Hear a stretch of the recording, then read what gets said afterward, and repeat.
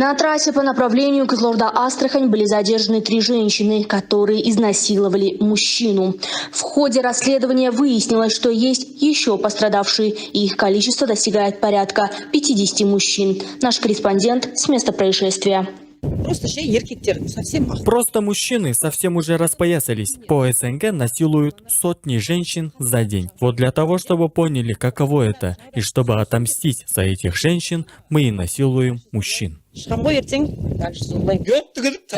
Это какой-то ужас. Еду я, значит, на трассе, и тут вижу, на обочине стоит красный Volkswagen Golf. Рядом женщина останавливает машины. Подумал, что сломались, и решил остановиться и помочь. Оказалось, что у машины лопнула шина. Подумал, помогут с заменой, и заметил, что у них шины от компании.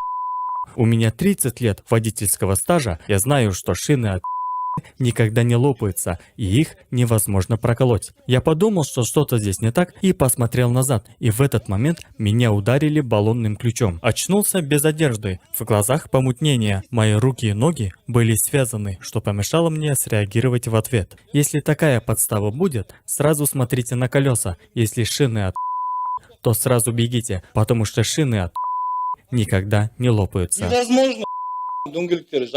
Ирина Износова, Шинейда Балонова, телеканал ПТК.